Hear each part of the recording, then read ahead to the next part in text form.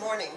We're so glad to see so many people interested in Huntley history, especially some youngsters here, which is wonderful. We need some young people to carry on Huntley's history.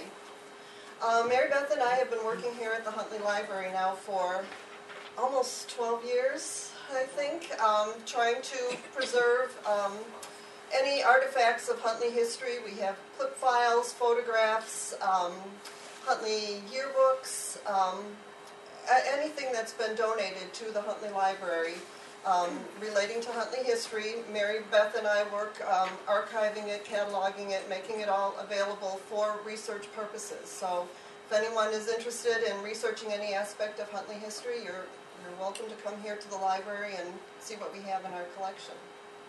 Also, I want to just make a quick plug for the Huntley Historical Society.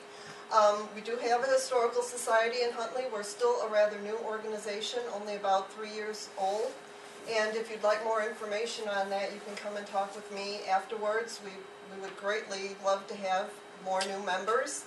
I'm the secretary of the Historical Society. I see Rhonda Goldman is here. She's our vice president. And Dr. John Bierlein is also here, and he's a member of our board of directors also. So please feel free to talk to any of us afterwards, and we greatly appreciate having more members. Today, we're going to go for a walk. We're going to walk around the town square, but you don't even have to leave your seat. We'll bring the town square right here to you.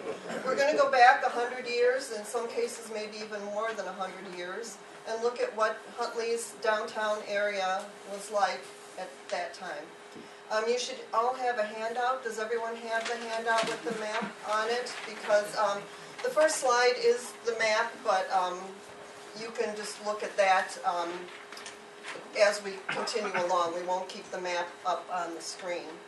I'd ask if you have any questions to please hold them till the end. We'll be glad to answer anything, any questions that you have afterwards. And also, I know it's kind of cold today, but maybe someday in the spring or the summer you'd like to take that handout and go and walk around the square yourself and have a look at all the things that we discussed today. So Mary Beth is going to begin our walk for us, and I'll pick it up a little bit later. So, Mary? Thank you.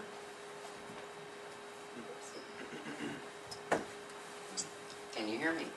Yeah. Okay, very good. Up or down? Is better? Is that okay? Very good. I have a voice that'll carry pretty far. I was a school teacher all my life. So I really don't need a microphone, but they say it sounds better. So we're going to start with our first picture about the railroad. And this is where Huntley began. Thomas Huntley came here in 1846, and he owned land north of Huntley near Route 47 and Conley Road, if you happen to know where that is. That was his first land holding. But he had knowledge or news that the railroad would be coming through this area. And so he purchased 80 acres from the Mullins family, which included most of the original Huntley area. And he was ready for the railroad. The Chicago and Galena Railroad tracks reached to Huntley by 1851. And in September of 1851, they ran a train out as far as Huntley for the investors and the officials to see the new community, which of course wasn't even built yet. And they, we have a Tribune article about this train trip, and they announced that as they were coming towards this area, they said they were coming to Huntley's Station. And another early name for Huntley was Huntley's Grove. And then, of course, it just got shortened to Huntley. I noticed that Walmart calls their corner Huntley's Grove. So they're picking up on the history a little bit. This train ride was written up in the Tribune, and the people it was quite an exciting ride, and they got all the way out here and spent part of the day and then went back into Chicago. After reading that several times, I began thinking, how did they get the train to back up all the way to Elgin? They might have had a place to turn it in Elgin, but they wouldn't have had any place from Huntley. So if you're a train buff, maybe you can fill me in on that detail. The railroad had a great influence on the development of Huntley because we had farmers all around the area with a lot of produce and products to market. And so this really made the Huntley area farmers have a good place to get their products to market, especially milk. At one time, Huntley was called the milk capital of the world. Harvard now has that title, and they still produce a lot of milk around Harvard. Huntley doesn't have many dairy farms. I think there's one left in Grafton Township. So we don't have as much milk to offer on the market. But it was called the milk capital of the world, and at one time, any one time in that era, there were 4 milk factories here in town. Some made butter and cheese, and some made evaporated milk or condensed milk.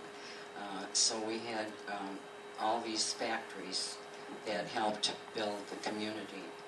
And plus, there were still a lot of farmers that shipped their milk directly to Chicago. And the loading dock would be full of cans of milk every morning.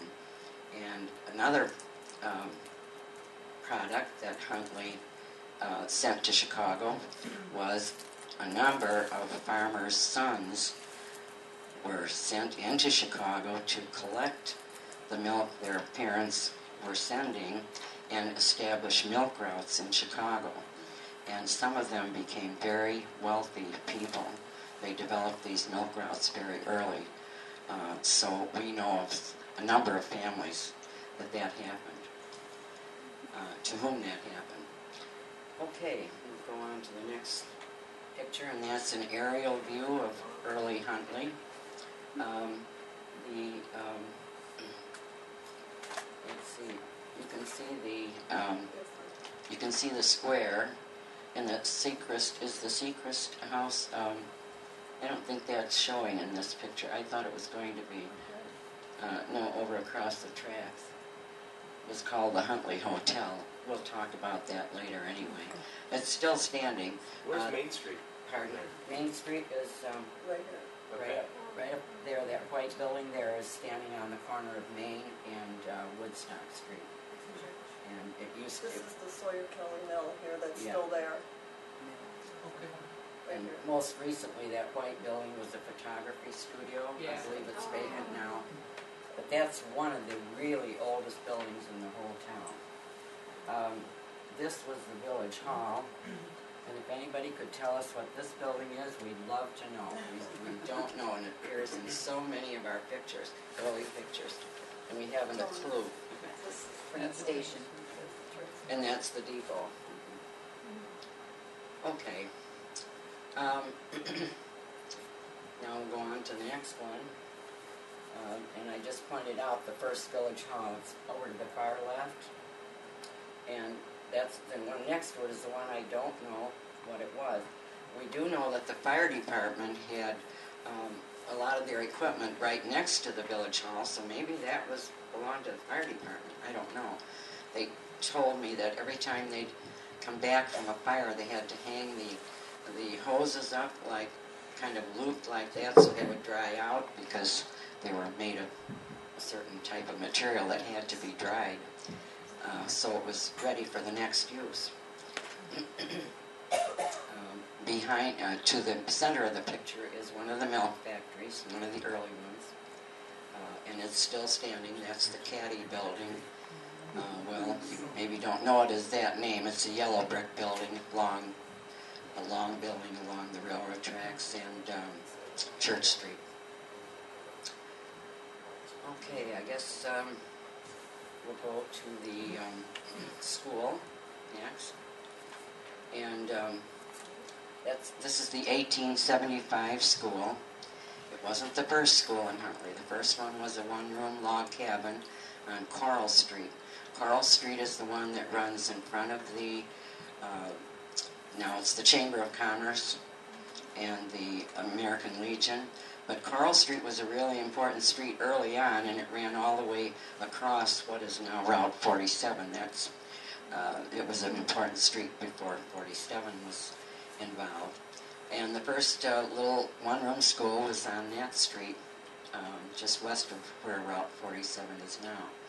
Then the next building was a frame building, a one-story frame building, and of course, like most schools, as soon as you build one building, it's outgrown, and the next year they had to put a second story on it, and that was in 1860. Well, of course, the population grew, and that school became too small, so it was picked up and moved around the corner, and it's standing now the first door north of the Lutheran Church on Church Street. It's still a lovely looking building, and it holds it's a two-family home. We don't like to throw things away in Huntley. We like to keep them. Then they built this school in 1875. I mean, wait a minute. Am I looking at the right number here? I want to make sure. 1875, right. It had 3 large classrooms, and housed the children from just the town area. And in 1890, some students wanted education beyond 8th grade education, so they started holding high school classes in this same building. Do you want to hand me those pictures, Nancy, please? This is a picture of my mother in 1st grade in 1901 in that building. And this is a picture of me in 5th grade with all my classmates. That was in 1941.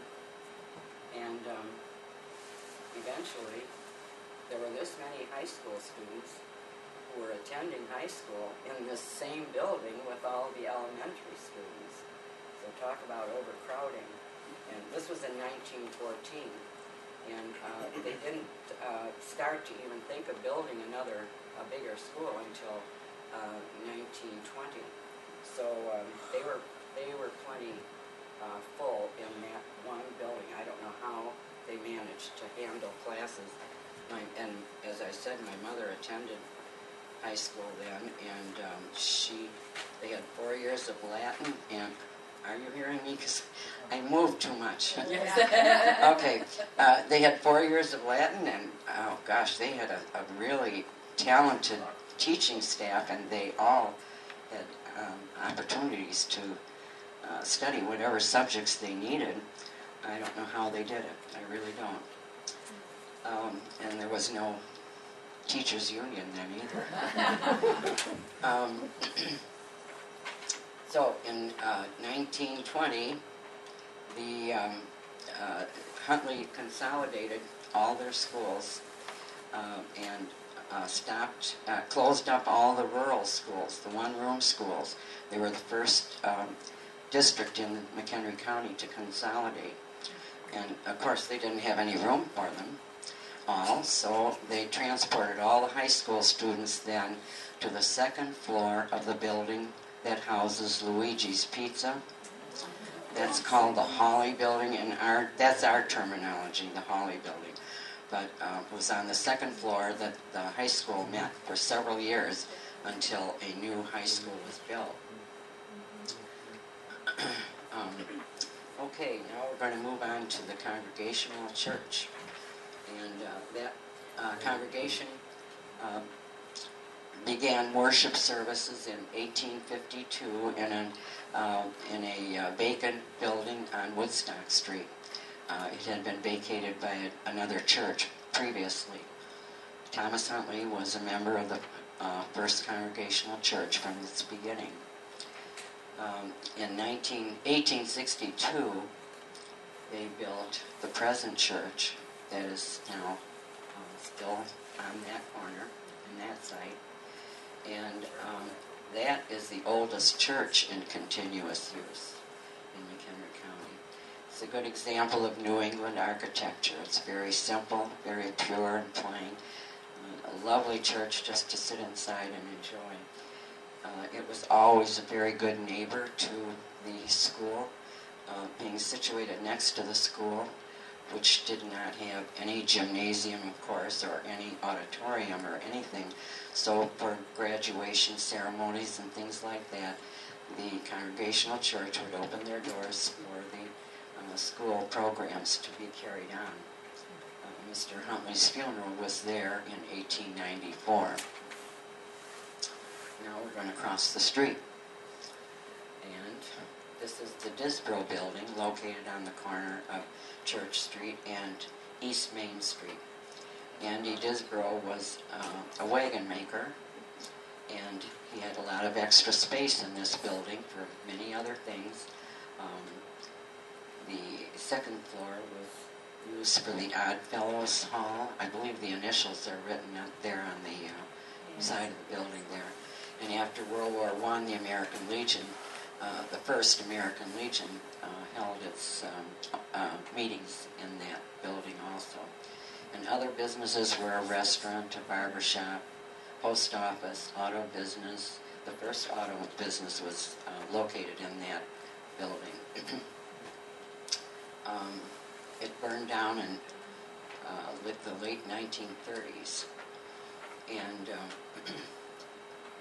I'll talk a little bit more about post offices later. Well, I'll say it right now. The post office, up until 1930, the post offices were located wherever the person who had voted in the right way at the last election, whoever claimed that they voted for whichever party was in power in Washington, then they got the post office. So it would bounce around from one store to another for many years, wherever their political leanings took them. So the post office could have been held anywhere until about 1930, and I'll talk about that later. And then we're going to talk about the south side of Main Street. You can see the Disbro building from there. That was on the corner, the big grayish thing at the very left part of the screen. And then starting on the block, at the corner there, that's before the Paps Building. This picture shows before the Paps Building was on the corner. That's where Strode's Furniture Store is now. And the Paps Building was built in 1916. I believe it says that right at the very top of the building. There's the name and the date. That building was built of cement blocks, and they were made on site in 1916. Mr. Drundle from south of the town had the mold for those blocks, and he and Mr. Pabst made all the cement blocks in the alley behind the building. And they also made a cement block house just to the south of the building, too. That was Mr. Pabst's house. And so the Pabst Building, like so many other buildings I've spoken of, had so many functions. The second floor served as a social hall.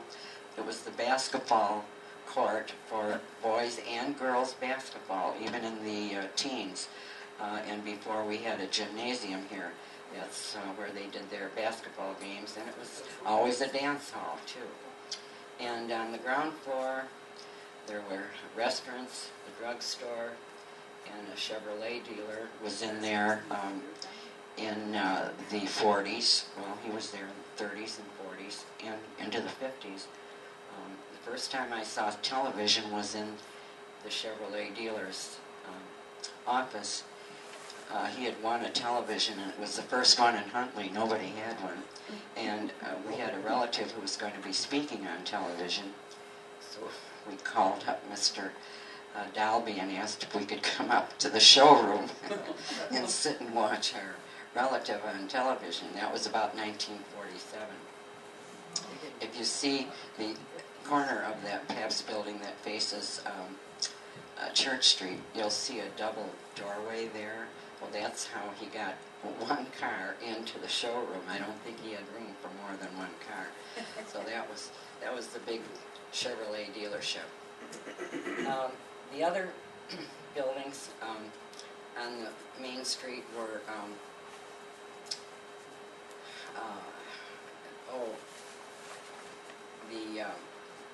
we had at any one time we had 3 general stores.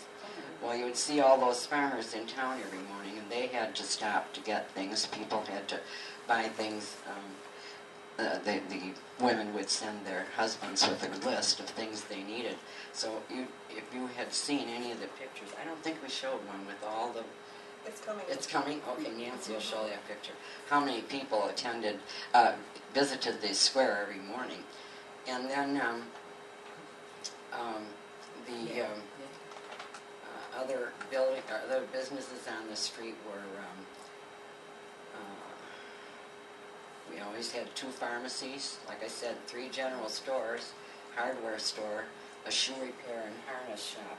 That was this little one right in here.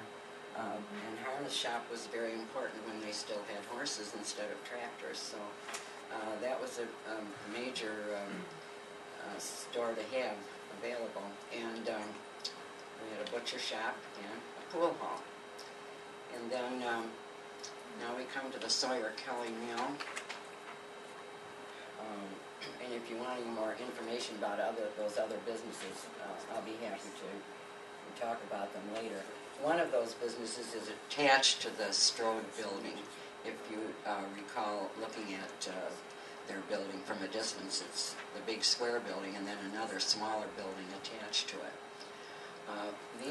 All those buildings the original buildings are still there. They've been camouflaged and modernized and everything, but Bennico's is the last building of original buildings. It used to be a 2-story brick building, but it's only 1 story now. There was originally a bank and a pharmacy there. Mr. Cook and his brother built that building, and Mr. Bennico, whatever his name is, took us down to the basement, and the bank's vault is still in the basement of that building. It's never been moved. It's there in the basement, always was, and will never be moved unless the world turns upside down, I guess. So now we're going to move up to the Sawyer Kelly Mill. And this was a mill where grain was ground and stored, and they stored grain for farmers and sold it, bought and sold it. Other tenants in that building were the post office, the barber shop, and newspaper offices, and they rented storage space after their other functions were finished.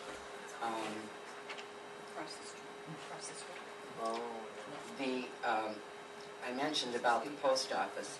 After the civil service took over the postal personnel, then it had to stay in one place. It wasn't a political gift to various people. So that was the last location of the post office before the government built the new building on Woodstock Street, which is probably too small, isn't it, even now? That's right across the street from the Parkside Pub, and that's where we discussed about where the Turkey Testicle Festival is held, that important event. And then the next, this picture, we're going to see this building again in another photo. I think it'll show on the next photo, yeah. That's the Holly store, yeah. Yeah, that's the, well, we were going to show that old picture with the picket fence and the tree in it, too. Oh, that's up ahead. Pardon? It's up ahead. Okay, all right. This is the Holly store here. Can you talk into the microphone, please? Okay, I'm sorry. That's the tall one is the Holly store. It was built in 1878, and Mr. Holly had built the building out of bricks made by Mr. Hager and Gilbert's, and he then of course went on to found the Hager potteries in Dundee, but those bricks were made in Gilbert's by the Hager company. Mr. Hager was his brother-in-law. So, and then that's the Holly store there. And it was, like I say, an L-shaped building. And so it served as the high school for a while, as I said. Mr. Wood was a manufacturer. He had a milk factory. In fact, his was the first milk factory in town, Wood and Wellseen, and it was opposite the depot. And he was leaving the area and going to Wisconsin, and Mr. Hawley had just finished building this building, and he was renting a house from Mr. Wood. And Mr. Wood came in one day and said, would you like to buy my house because I'm going to Wisconsin and I'd like to sell it? And Mr. Hawley said, well, I just built this big building and I really can't afford to buy a house. So a couple of days later, Mr. Wood came in and put the deed on the counter and said, you can pay me when you can, and walked out. I'm sure we've all experienced real estate deals like that.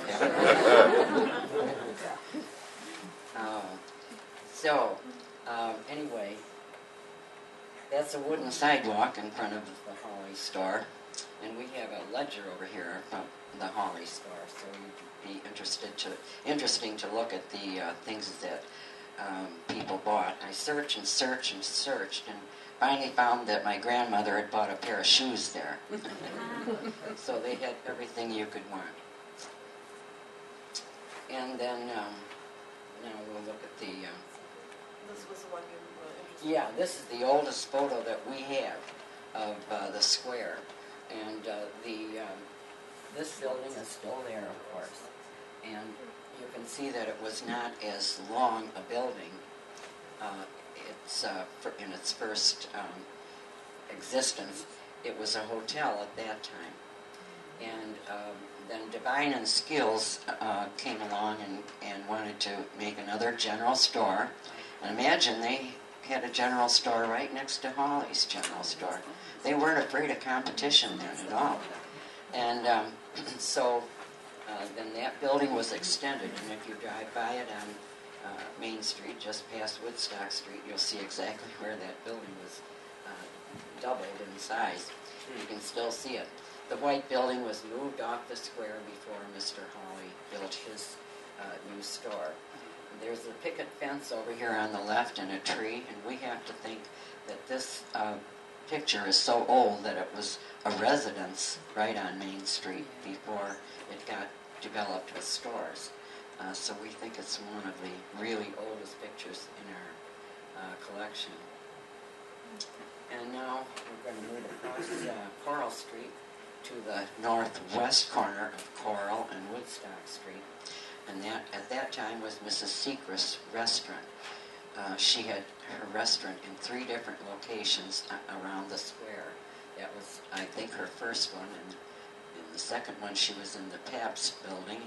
And in the third one, she was in the old building that I showed you that had doubled in size. She had her restaurant in the front. Her son-in-law had the tavern in the back that faced Main Street. And so she had several different venues of business. And she also, I guess we didn't show her house. The house is on Main Street between Route 47 and the railroad tracks. It's a big gray house, and they used to call it the Huntley Hotel. because it was a large house and people would stay there overnight. There was another hotel on the square. I forgot to mention that. I couldn't. It took me a long time to figure out why they had hotels in Huntley, because it wasn't a resort or it wasn't a place to visit. But you get to thinking, well, without transportation, all the business and sales people came one day, and there was no way to get out of town until the train the next day. So that's probably why they had hotels in use at that time. We haven't had a hotel in my remembrance at all, so it was different then. And that building was still in existence when I would say 1945 or so. I used to go there for candy after school. They had a sweet tooth. I'm going to turn it over to Nancy now, and she's going to take you on the rest of the tour. Okay, Mary Beth left us off at about number 14, if you're following along on the map. But we're going to go right now, we're going to take a little detour and go right into the center of the town square. As early as we know, there has always been a city park right in the center of the town of Huntley. We have an 1853 map. Now, Huntley was founded in 1851, and the earliest map we have is 1853. And that map already shows a city park right in the center of town. So from the earliest days, there has been a park in the center of town. We do have the 1853 map over on the table here. You can come up and look at it afterwards. You can see what just how big Huntley was at that time. Now, the town square park was never had an official name. It was just called the Town Square Park or the City Park until the year 2000, when it was named for the late mayor, James Damer. Now, Mr. Damer died in office in Huntley in 1999. It was just the day before Thanksgiving. And he died, and a year later the park was dedicated in his honor and named for him. And it is James Damer. A lot of people mispronounce it, but it is Damer. One of the most outstanding features, of course, of the town square park is our bandstand or gazebo. This also has been an early feature in the park since the earliest days. We know that there was a gazebo there before the Civil War, a bandstand before the Civil War. Huntley had a very lively brass band that played concerts in the bandstand. Until the time of the Civil War, we know that most of the members of that band went off to the war, and the Huntley band was disbanded. But we did have the bandstand. The second bandstand dates to the late 1800s. Now, we're not sure when the first one was either torn down or remade or whatever, but there was a second bandstand in the late 1800s. And we know that a local stonemason laid the stone for that bandstand, and there are photographs of it dating to 1910. Now, that second bandstand stood in the town square park for many, many years, and in 1992, the McHenry County Historical Society plaqued it as a historic location in the county. But in 1993, the Huntley Village Board decided that it was unsafe, and they tore it down. And the county came and took their plaque back. But in 1994, then a group of businessmen donated their labor and their money and their materials and rebuilt the bandstand or gazebo that stands in the park today. And it's hard to think, but that's almost 20 years since 1994. I mean, we're up to 2013, so it's hard to imagine, but that's almost 20 years. So maybe eventually we'll get a new plaque on our bandstand. Another site here in the Town Square Park is the bell tower. This was for the fire department. You see this big tower here. It had a bell. I don't know if you can see it here in the trees, but it did have a bell that called the volunteers to a fire. This was at a time when the Huntley Fire Department was all volunteer. And the bell would ring according to where the location of the fire was. If it rang twice, it meant the fire was on the north side. If it rang 3 times, it meant the fire was on the south side. And these volunteer men would rush to where the fire was. The tower is no longer there in the town square, but the bell is still there. And so if you take a walk through the town square park, you can see the bell, the old fire bell, still sitting there. It's a pretty good sized bell. And because we have a full-time fire department now, it's of course no longer needed.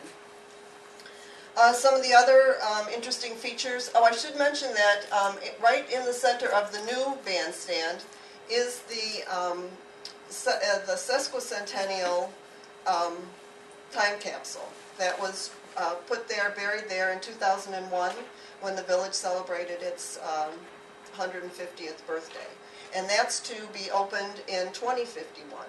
And there is another time capsule buried here on the square, and I'll tell you where that is shortly. They're both supposed to be opened in the same year, 2051. So you youngsters will be here to see what's in there. I think some of my columns that I wrote for the Northwest Herald were put into the one that was buried in 2001. So be sure to look for that. Some other interesting items are this.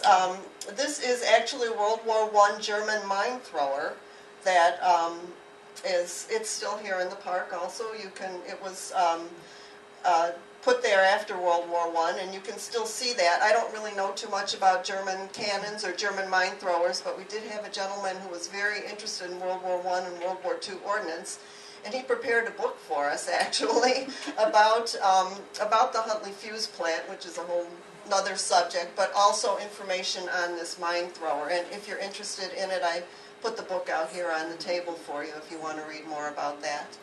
And lastly, I think it's over here, is a stone with a plaque on it that the Women's Club of Huntley donated to the soldiers after World War I, a memorial in their honor, and that is there also. You can see it.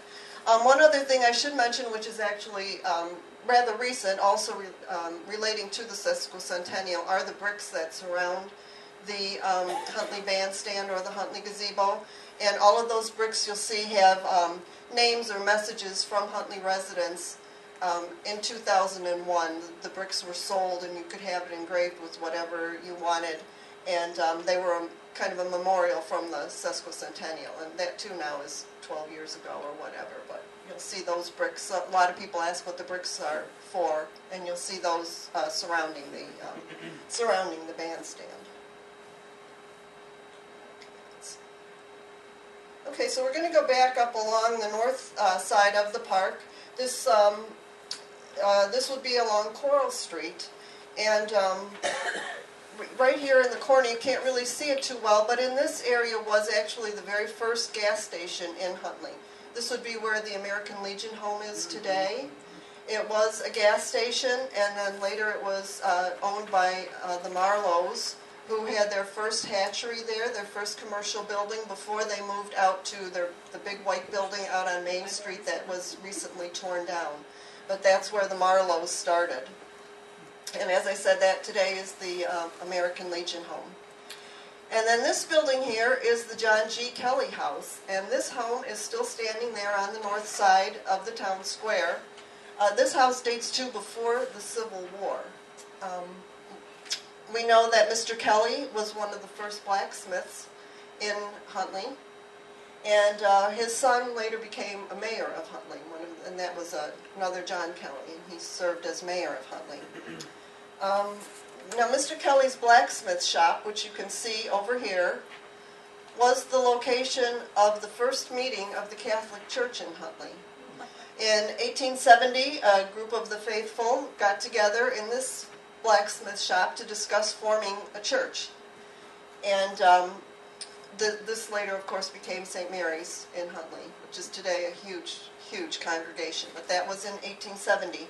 And as far as where this building is, we've heard rumors that this is still somewhere in Huntley, that it's We've heard that it's various people's garages. Someone told me, oh, it's the Ayers garage, and the Ayers say, no, it's the Wickersheim's garage. And so we think that this building is still somewhere in Huntley, but we haven't actually found it yet.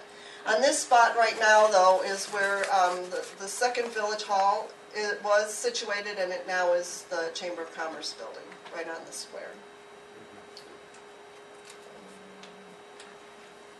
Okay, so this is the location where the John G. Kelly Blacksmith shop was. As I said, now it's the Chamber of Commerce.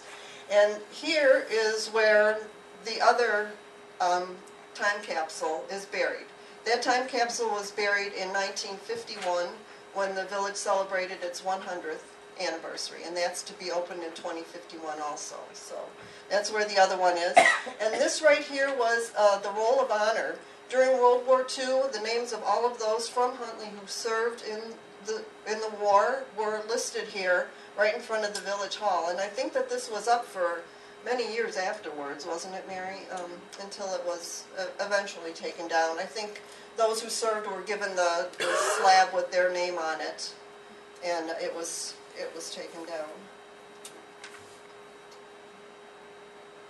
Okay, now that we go to the kind of the more interesting part of the town square. If you look on your map, you can see that there were actually buildings in the east end of the square in the late 1800s. The configuration of the square was totally different than it is now, and it just amazes us that there were so many commercial buildings on the east end of the square at one time. So this here actually is Coral Street, kind of going around on a curve and coming back to hook up again with Main Street. And in this corner here we had Mr. Schultz's general store. This operated from 1894 until 1918. Next to it here, this says dentist. There was a dentist office up here. And this building over here had a millinery shop on the lower level, and eventually it became apartments. Now, all of these buildings were taken down sometime after 1918, apparently, because we know that Mr. Schultz was here until 1918. So we're not exactly sure. We can't find any records as to when these buildings were demolished, if there was a fire or if they were just simply taken down.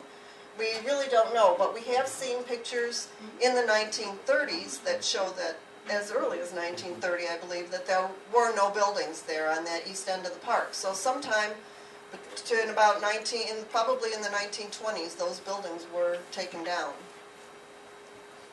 And this again, now if you were standing in the doorway of Mr. Schmaltz's general store, this would be your view.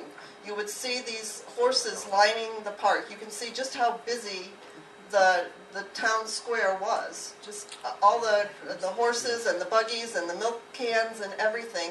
And this here then is Main Street over here, and you can see this would be Coral Street coming around to hook up down here with Main Street.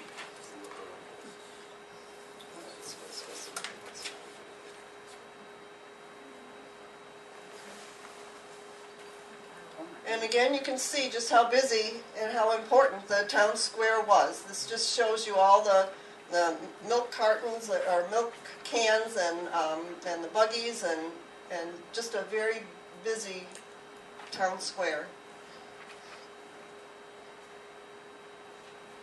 And this, now from the other picture you couldn't see this building, but this was Glacier's Harness Shop, a huge building really. If you look at it, it just looks enormous.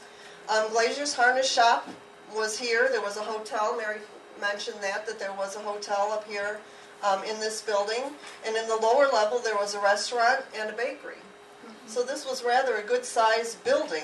And over here, then, you can see, let's see, this would be the Congregational Church. You can see the steeple here. So there was, Church Street would be back here behind this building. And here would be the school. You can see the cupola of the school. And this is the steeple of what was then the German Lutheran Church. Today it's Trinity Lutheran Church. But this steeple was eventually struck by lightning, and this steeple was made much smaller. eventually. But you can see here, this was the building I said became apartments. It had the millinery shop in the lower level, and Mr. Schultz's is behind this awning here. So this is a great picture showing what these buildings on the east end of the town really look like. Here you can see an old gas light. So let's see. I think that was the last one. I have the last stanza of a poem that I want to read. Mrs. Anna Schaffner, a longtime Huntley resident, wrote a nice poem of her feelings about Huntley. She came to Huntley from Germany as a young girl, and she and her husband and their son Robert were very active in the community. And Mrs. Schaffner wrote this poem, I believe probably in the 1930s or 40s, somewhere around there. And it was called In Huntley, Illinois. And if you want to read the whole poem, it's in the green book on the table here. But I'm just going to read you the last stanza because it seems appropriate to what we're talking about today. She said, "Some folks prefer the city with its clamor and its glare, but give me Huntley anytime with the friendly little square." So, if you have any questions, we'll be glad to entertain them. As I said, we have a few things you can come and look at here. Mary has her pictures from the school. John? Back when Huntley was getting land out here, his family was well connected, so they knew a railroad was coming out. He said he bought land at on 47 with whatever the cross street. North and Conley Road. And if you go towards Lakewood, that was called the Five Corners area, and there were two mills or ways of processing milk or whatever, some kind of business there, with the expectation the railroad would go there. And later on, it got moved to here, which the incentive of why Huntley sold all that land up there and bought down here. Have you had any confirmation of that? About the land farther north? I don't know if he ever sold, his original land, because for another generation after that, what's that name, Brinkerhoffs, Oh. they were the stewards of all his holdings, and he owned. I thought he still owned that farm on 47. He may have owned more. I don't know. The first farm that he owned on 47, I think that was part of the original Brinkerhoff. They inherited it. Their inheritance. But where was this that you were? Okay, there's the old one-room schoolhouse that's being refurbished up there on Lakewood. You mean Halligus? Yeah, Halligus School. Oh, Halligus School. Yeah, in that area, Oh, there's like five corners. They were the first ones that had a creamery up in that area. And that's where they thought the railroad would go first. Oh. But then when they did their surveying and political payoffs and all the other stuff that went on, And? the railroad ended up coming through here, which is the story I had, is why Huntley actually bought land down here, because that isn't where the railroad ended up going. Up there, it came through here. We had heard, we read about in the Tribune of a home in Chicago, The a historic Huntley home of the name of Huntley owned this home. We never found out more about it, but I'm sure he had a lot of connections and knowledge, of what was going to happen. But he bought this 80 acres from, a party that already owned land here, so the Mullins. So, well, I guess he was just lucky. Anyone else have any questions? Yes, sir? I'm just wondering, prior to the railroad 1851, how difficult was it for anyone to get from Chicago to this area because of the lack of bridges and roads? Right. Route 20, I believe, was one of the earliest routes. into this area. Mary, you want to tell about your grandparents coming to this area? You want to use the microphone? They came Store up there. has that. Didn't they come up on Route 20 and your grandmother said, Oh, yeah. Das is it? Yeah. Or stand up, Mary. These, one branch of my family was German, and they had come and worked 3 years in down east in a porcelain factory, and they made dishes and china things, and I guess saved enough money to come west, and so they came by horse and wagon all the way from New Jersey to close to Huntley. Wow. And they were headed for Galena, and they stopped one night at the area where Route 20 kind of curves, oh gosh. By Big Timber. Yeah, it's the Big Timber Road, that area. They got that far, and they stayed overnight, parked or camped outside. And I guess she had had it, and she said, "Das ist alles." They did not move one further foot. And that was where their first farm was right off of Route 20 at that area. So that was one. Then one of my Irish ancestors worked on the Illinois and Michigan Canal, and they came over here from Ireland, and of course they were all starving over there in the 1840s. And the canal work stopped a year after he got here, and so that was not so hot, and they kept moving northward. Their first child was born in Wheaton, I think, and then they kept moving north, and finally got to this area, and they settled on the county line, Kreitzer Road, just south of, on the corner of Kreitzer and 47, which is now Walmart. And of course we sold to Walmart. No, that's a fantasy. But just as they were starting to do the digging in Walmart, I asked one of the village board members to go out and get me a pail of dirt. So I have it. And I passed it out to my family members, and I planted shamrocks in mine, and I took some up to the cemetery and put it on our family graves up there. So I'm glad I did that. I'm glad he gave it to me. Is that your family's house then? That one that's vacant right now? It's kind of attached to that land over there. There's a house, there's a all brick At ranch. Walmart? Yeah, kind of by there. It's a little bit south of there. Oh, on Powers Road? Oh, no, Powers, that's no. the Riedel. That's the Riedel house. That's another old family. They owned a lot of that land right along there. The Riedels, you know. If you're interested, I just happen to think in early roads or early trails or whatever, the McHenry County Historical Society is doing a program in April on Indian trails or Native American trails through McHenry County.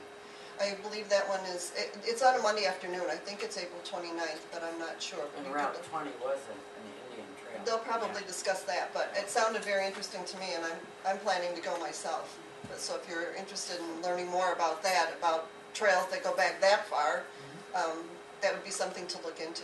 Where is that going to be? At the museum, at the County Museum in Union. Rhonda? Are you allowed to reveal, Nancy, who owns the John Kelly house? Because I believe it's rentals, isn't it? On the north side of the house, you mean?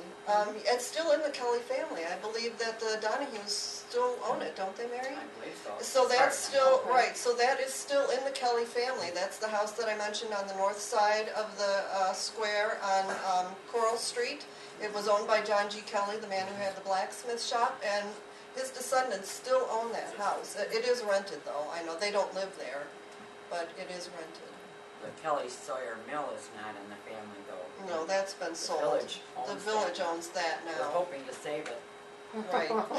One of my missions. Yeah, a lot of these nice historic buildings on the square, we hope to save. We hate to see everything torn down. The Marlowe building on Main Street was, or on 47, was taken down, and so many of the one-room schoolhouses in the area are gone. I don't know if we have, do we have any of the one-room schoolhouses left? Just the Halligus one that's, right, that's being renovated right now, but so many historic structures in the area have been taken down, so of course we're so interested, so glad to see so many of you who are interested in Huntley history, and hopefully you'll help us preserve some of these things. Next month, Bob Friends will be at the Huntley Historical Society on the first Tuesday at Cosman Center at 6:30, and he wrote the definitive book on one-room schoolhouses, and so you might be interested in that. I mean, he's not there to sell his book, he's there to give us the information, the history, but I think he's updated it, by the way.